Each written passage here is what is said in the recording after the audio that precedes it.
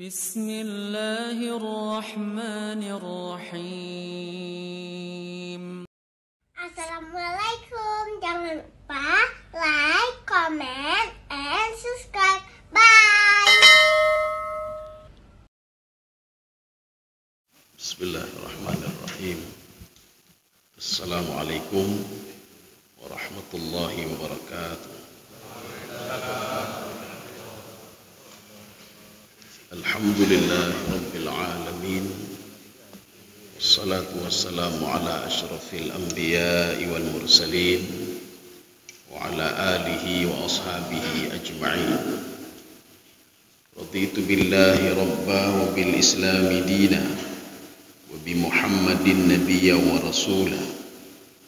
Rabbi shrah li sadri wa yassir li amri wahlul 'uqdatam min lisani yafqahu qawli.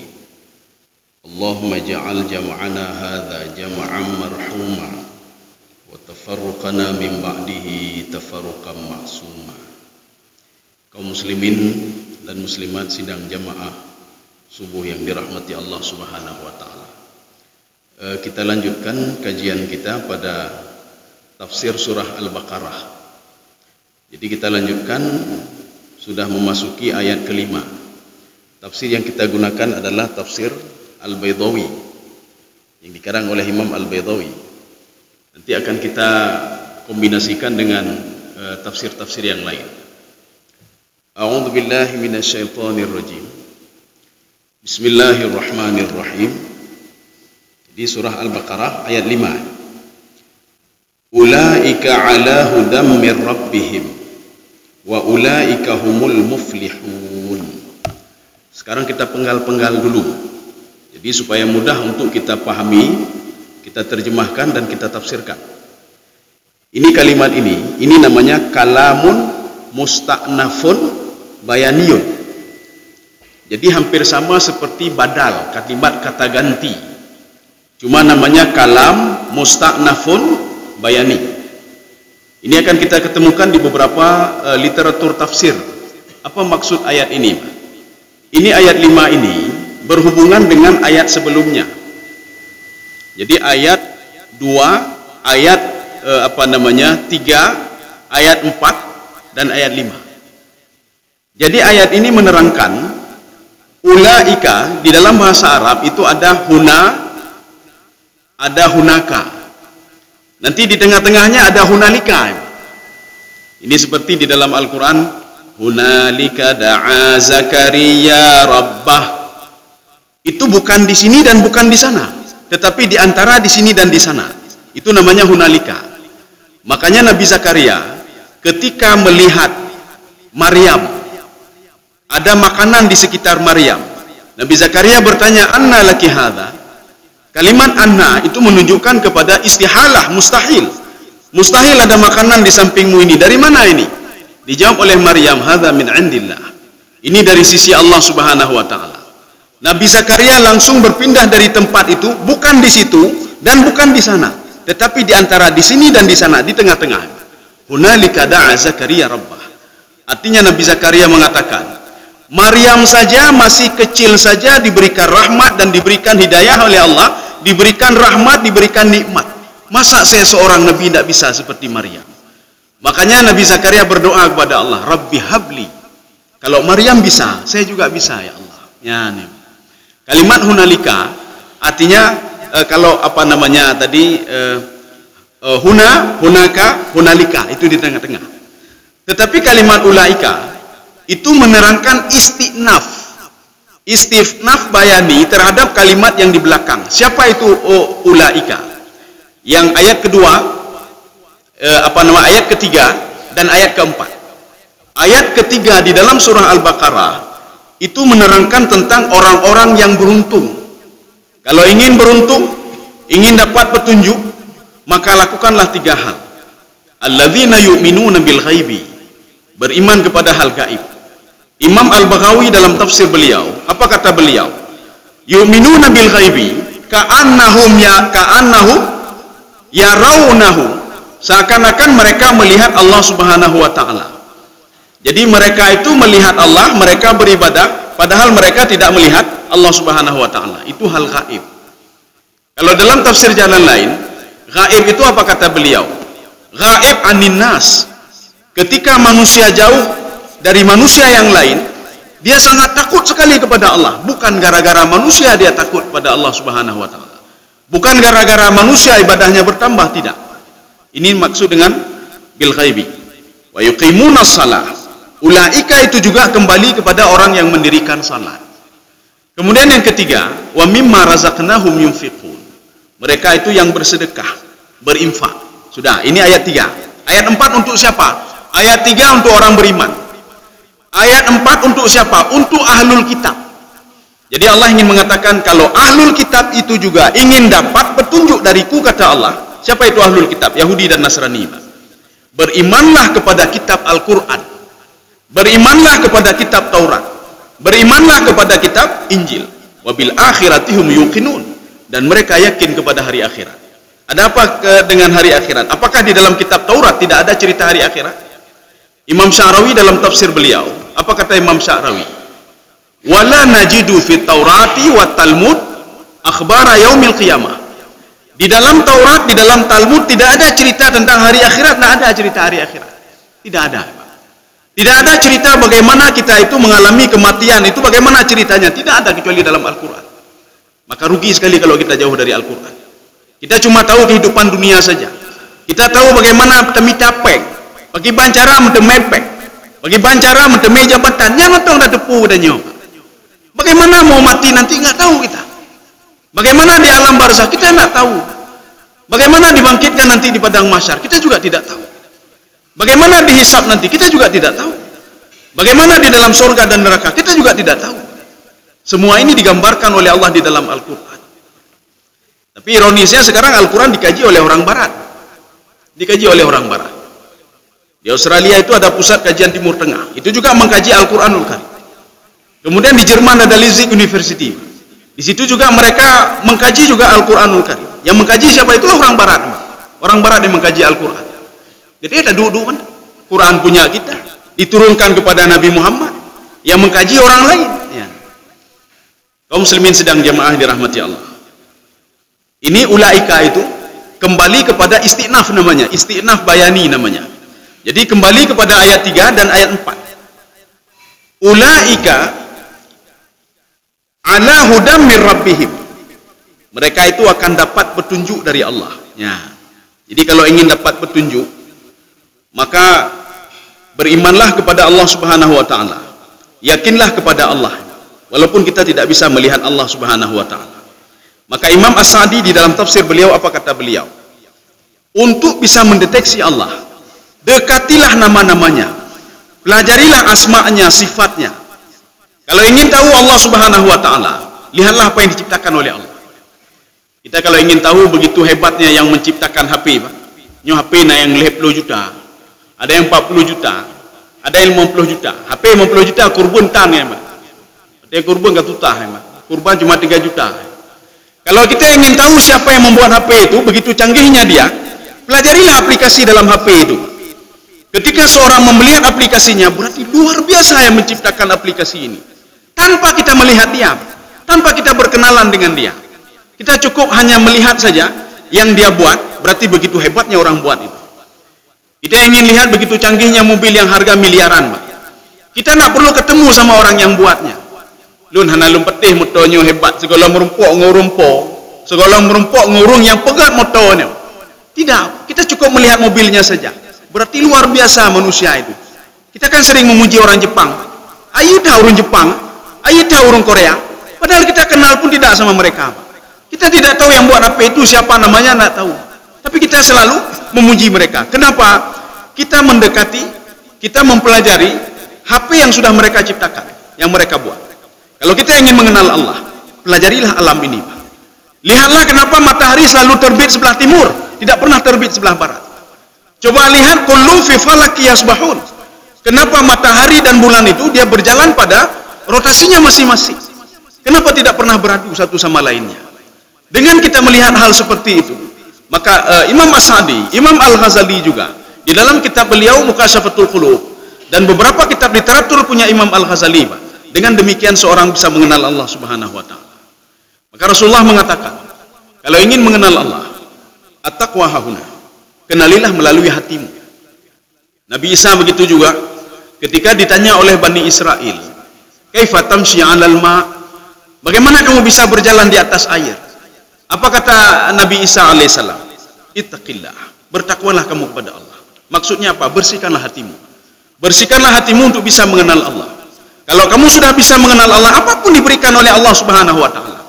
Nyu Allah pita tantaduri, temayang pita, perintah tidak kita jalankan, larangan kita tidak tinggalkan.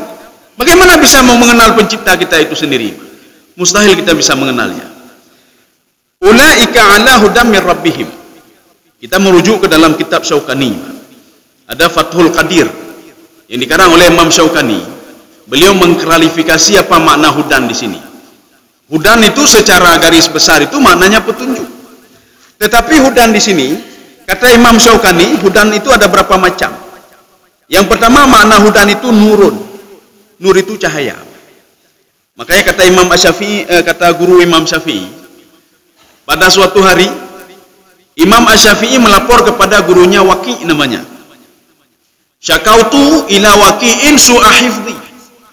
Wahai tuan guru, hafalan saya kok sudah kacau hafalan saya. Fa arsyadani ala tarkil ma'asi. Kemudian apa pesan gurunya Waqi? Kalau kamu ingin hafalanmu tetap, maka tinggalkanlah maksiat. Fa innal ilma nur. Ilmu itu cahaya. Wa nurullah la yudalil asi. Cahaya tidak akan pernah diberikan kepada orang yang berbuat maksiat. Kalau ingin dapat petunjuk, bersihkanlah hati dari kotor hati, penyakit hati. Dengki sama orang lain, yang pegeleh hebat. Hana gejok petunjuk oleh Allah, hana gejok nur oleh Allah hebat. Kalau masih ada dengki sama orang lain, kalau masih ada riya dalam beribadah, hana parah. Kalau masih ada ujub dalam beribadah, ada sum'ah, kalau masih ada itu dalam hati, hana harap nur cahaya Allah itu akan datang. Rasulullah mengatakan dalam sebuah hadisnya, barang siapa yang mengamalkan satu ilmu yang sudah dia ketahui, Allah akan mewariskan ilmu kepada dia malam ya'lam, apa yang tidak dia ketahui, tapi dengan syarat jangan buat maksiat. Karena kata Imam Ghazali, hati ini makanur rahmah, mahbatur rahmah, mahbatul hidayah, mahbatul ulum. Ketika turun hidayah, itu turunnya di hati, kan di otak, bukan di otak. Ketika turun hidayah, mahbatu rahmah, rahmat itu turunnya di hati, hidayah itu turunnya di hati, ilmu itu turunnya di hati. Kalau mau diturunkan ilmu oleh Allah, mau diturunkan hidayah oleh Allah, diturunkan rahmat, bersihkan hati dulu. Supaya apa? Ilmu itu ada tempatnya, rahmat itu ada tempatnya.